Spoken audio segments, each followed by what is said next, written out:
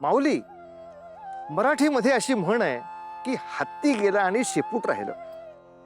आता बघ ना, या भगीरथानं एवढे प्रयत्न करून इतकं सगळ्यांना तयार केलं, परंतु आता जरा कुठं काही चांगलं घडतंय असं दिसत असताना देवी पार्वतीने या कार्यामध्ये खंड टाकला. आता मला सांग माऊली, देवींचं बोलणं ऐकून जर महादेव गंगेला भूलोकी आणायला तयारच झाले नाहीत तर त्या पितरांचं काय होणार? त्यांना मोक्ष मिळणारच नाही का ग? माते माते थांबावे माते, आपण जाऊ नये.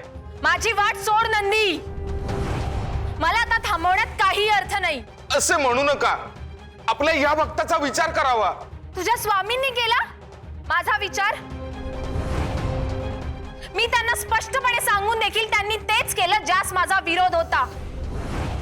आता कुणी कितीही प्रयत्न केला तरी मी थांबणार नाही. मी कैलासात थांबणार नाही. माते माते, अहो थांबा थांबा माते, असं करू नका. गंगा भूलोकी अवतरेल. तुझ्याच अथक प्रयत्नांनी ती स्वर्गातून इथवर येईल, परंतु तिला मी माझ्या या जटामध्ये सामावून घेईन आणि पार्वतीचा क्रोधही शांत होईल. पाहिले देवी, अखेर भगीरथाने महादेवांना प्रसन्न केले. म्हणजे आता भूमीवर जाण्याचा आपला मार्ग सुकर झाला.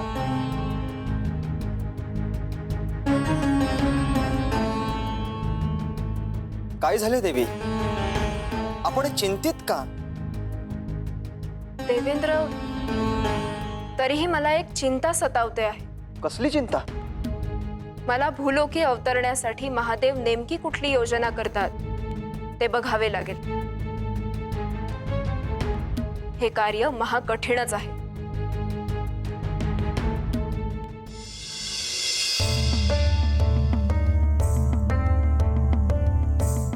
देवी गंगा, आपल्या शब्दानुसार श्री महादेव सज्ज झाले आहेत आपल्या पुनरागमनासाठी.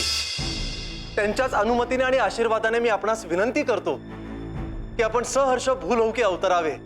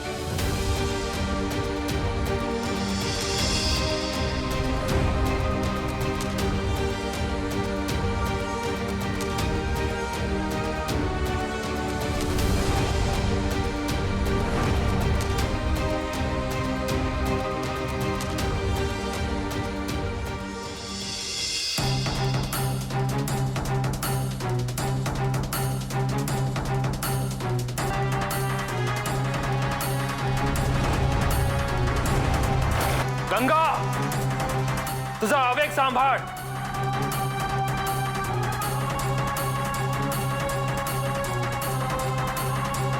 त्यावर नियंत्रण ठेव. त्यातच सर्वांचं भलं आहे.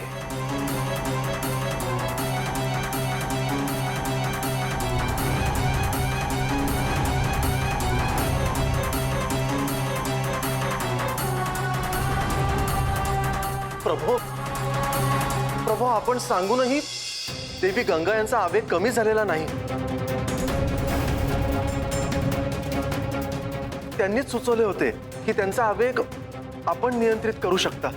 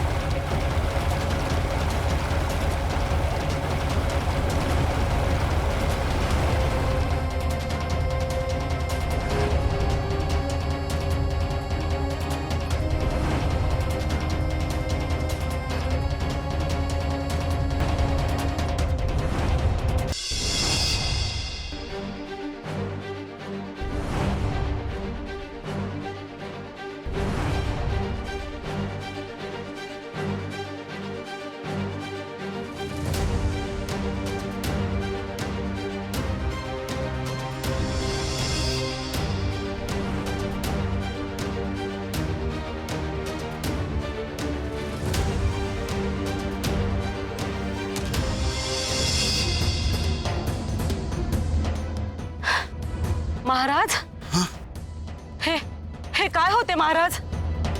महाराणी, आत्ता आणि काही क्षणांपूर्वी देखील धरणीकंप झाल्याचे अनुभवले आहे. परंतु परंतु त्यामागील काय कारण असू शकते महाराज? महाराणी, नारायण नारायण.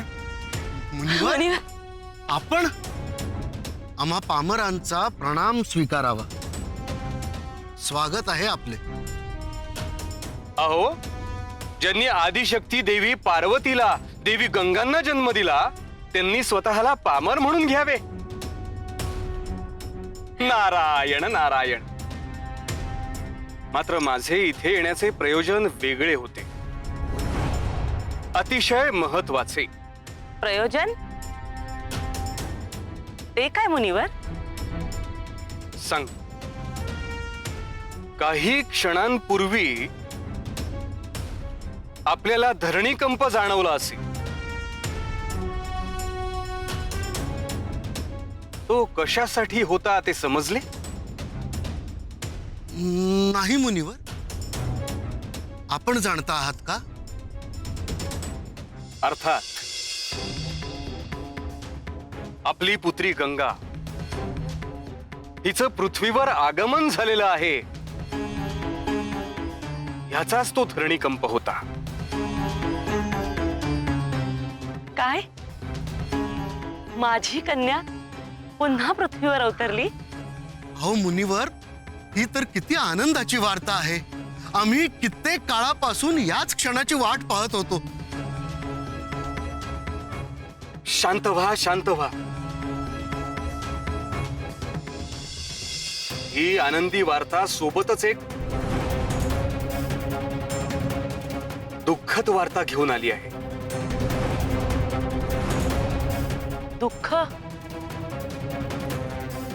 ते कसले मुनिवर? आपल्या ज्येष्ठ कन्येचे हे आगमन आपल्या कनिष्ठ कन्येस रुचलेले नाही.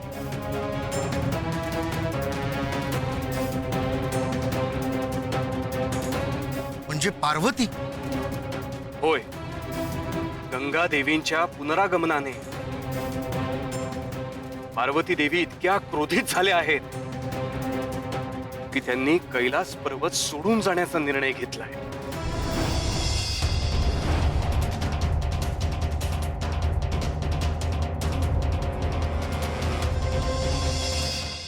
तुला किती वेळा सावध केलं होतं गंगे?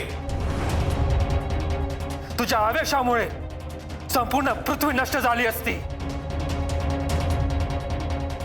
तरीही तू त्याच आवेशाने वाहत आलीस.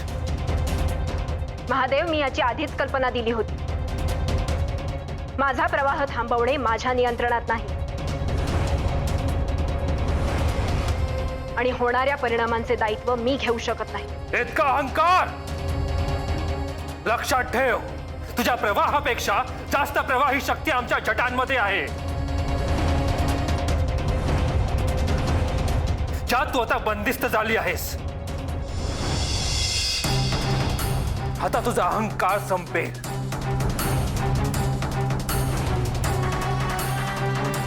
कितीही प्रयत्न केले तरी आता या जटांमधून मुक्तता नाही.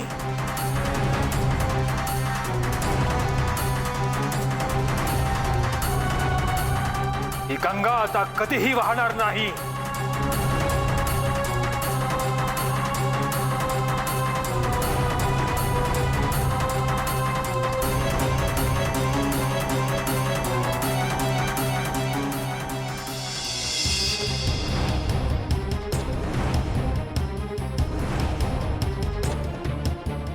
हे प्रभो, हे दीनदयाळा, हे कृपावत्सला, आपण असे करू नये.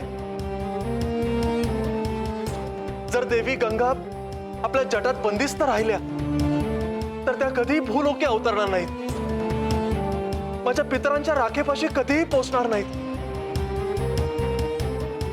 त्यांना कधीही मुक्ती मिळणार नाहीत. प्रभो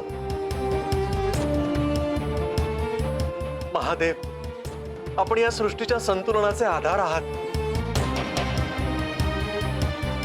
आपण जर अशी अवकृपा केली तर माझ्या पितरांना मोक्ष कसा मिळणार? प्रभो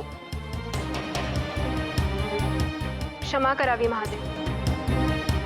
भूतकाळातील काही घटनांमुळे आज मी हद्दपार होऊन वाहवत गेले आणि माझ्या सामर्थ्याचा दुरुपयोग केला. याबद्दल मी क्षमा मागते.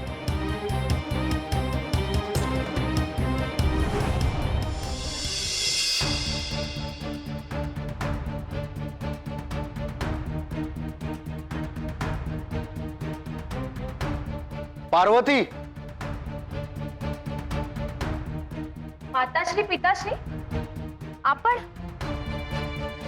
आपली पुत्री तिच्या संसारात आनंदी नसताना तिच्या मातेस कसे काय स्वस्थ राहता येईल? म्हणजे आपणास देखील समजले तर?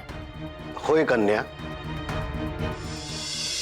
परंतु आम्ही इतकेच सांगू इच्छितो की तू हा तुझा निर्णय, कैलास भूमी सोडून जाण्याचा निर्णय मागे घ्यावास. पिताश्री, तुमच्या कन्येच्या जीवनात काय घडले आहे आपणास दिसत नाही का? तरी देखील आपण माझी बाजू न घेता स्वामींची बाजू घेतात. शांत हो पुत्री.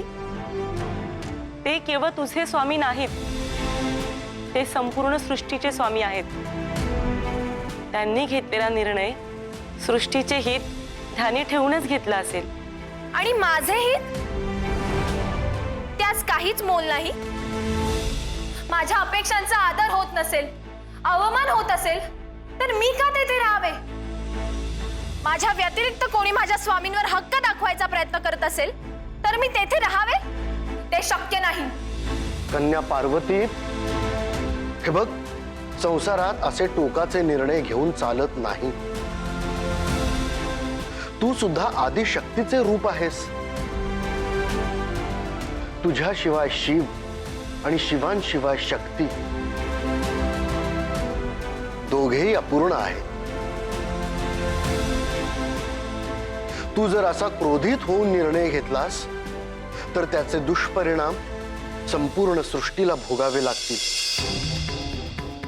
पुत्री, आपण महादेवांकडे जाऊ आणि त्यांचे विचार नव्याने जाणून घेऊ. नाही, मी तेथे जाणार नाही. माझ्या मतांचा आदर त्यांना नसला तरी देखील मला आहे. मी तेथे परत जाणार नाही.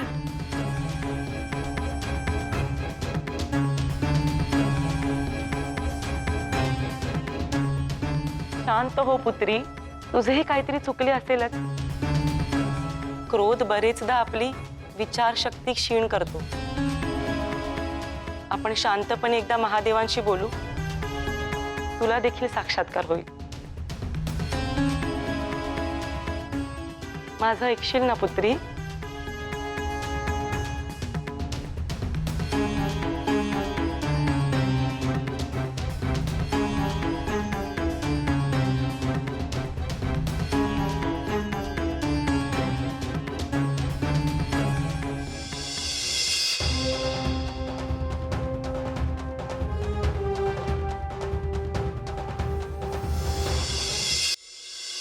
माते, पिताश्री, आपल्याला भेटण्याची किती काळापासून इच्छा होती मला.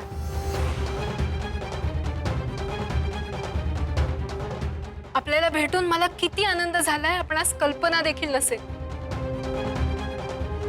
पाहिलंच माते, हिच्या मनी जे आहे ते न सांगता इतरच काही सांगते आहे. हिला आनंद तुम्हाला बघून नाही तर स्वामींना बघून झाला आहे.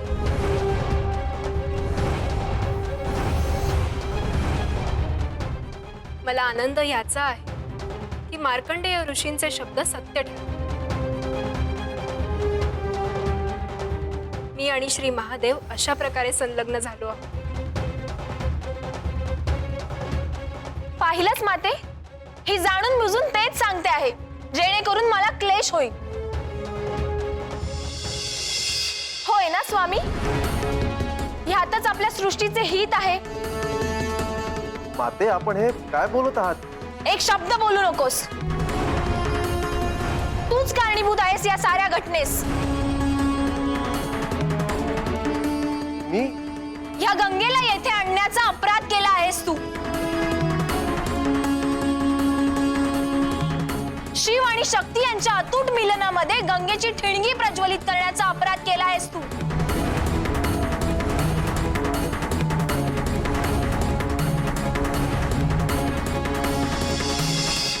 माऊली, आपल्या घरासाठी तुझी केवढी निष्ठा असते, केवढी माया असते, आणि म्हणूनच तू त्यांच्यासाठी काहीही करायला नेहमी तत्पर असतेस.